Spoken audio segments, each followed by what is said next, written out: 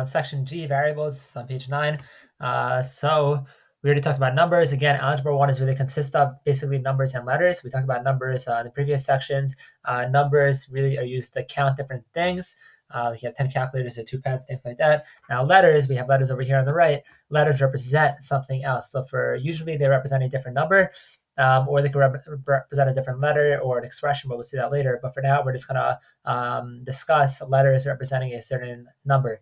Letters are called variables in algebra because we usually do not know what the letter represents, so they're called variables because they could be any letter sometimes, any number, so they're called variables. So for instance, this x could represent the number 8.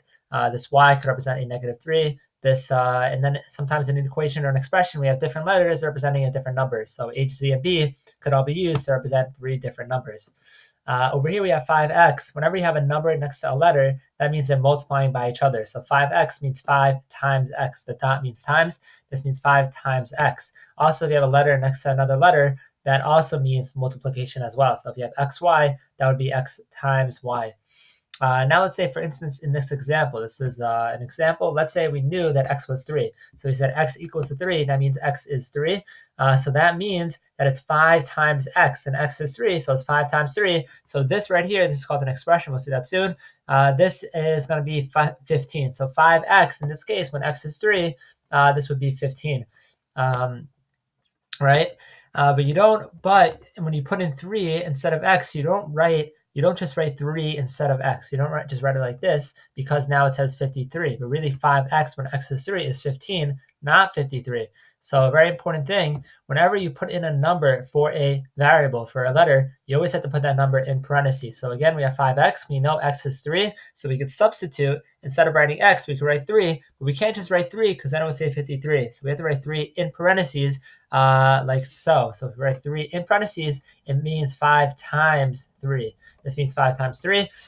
So in the calculator, you could write 5. Here's 5. And then open parentheses, 3, close parentheses, enter, and you get 15 in the calculator. We'll do another one. So that's how you get 5x would be 15. Another way to do it, instead of using the parentheses, you could do 3. You press 3 in the calculator, then you press stow, this button right here, and that gives you an arrow key. Then you press X. This is the X button, XT0N, that's X. You press X, and it comes up in the calculator, 3 still X. You then press enter. Now X in the calculator is 3.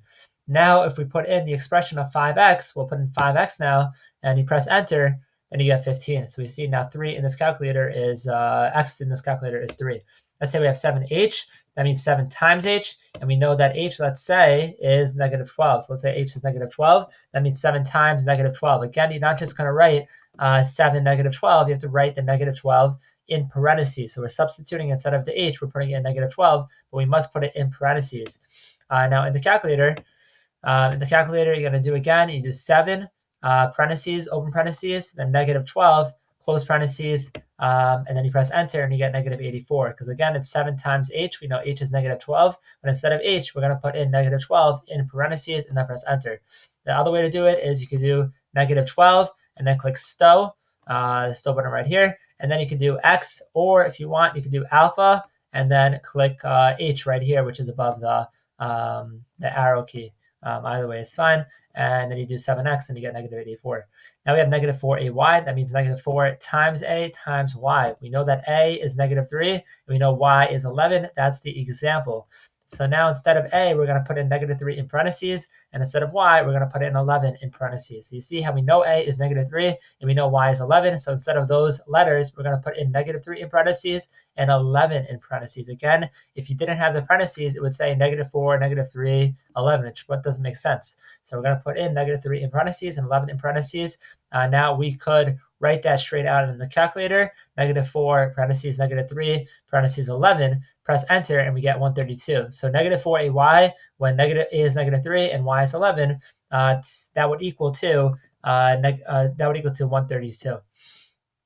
The second way to do it is you could do it with the stow way. You do -3, store that for a. So you can do alpha and then press math button. That gives you a. You see it's in the green.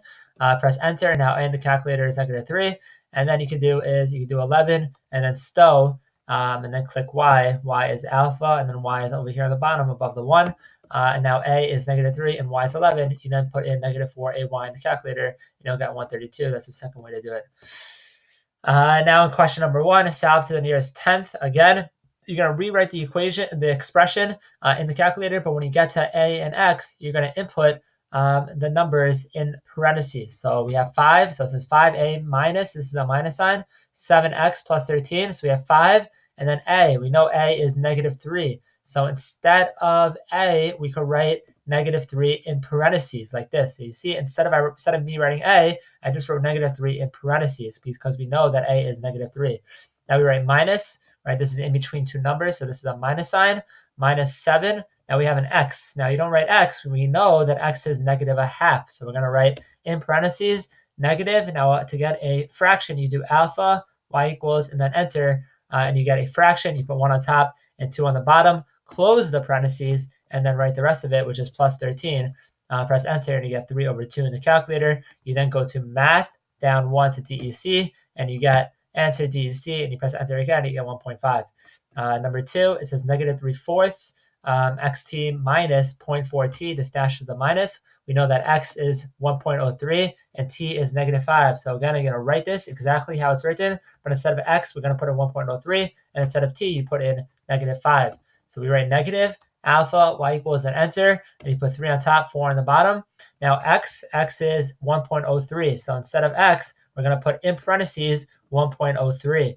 Close parentheses, then we have minus, my bad, and then you have a t. T, it says, is -5. So instead of t, you're going to write -5, but you must write that in parentheses. So -5 in parentheses. We then have this dash mark, which is a minus sign, minus 0.4, and then t we said is -5.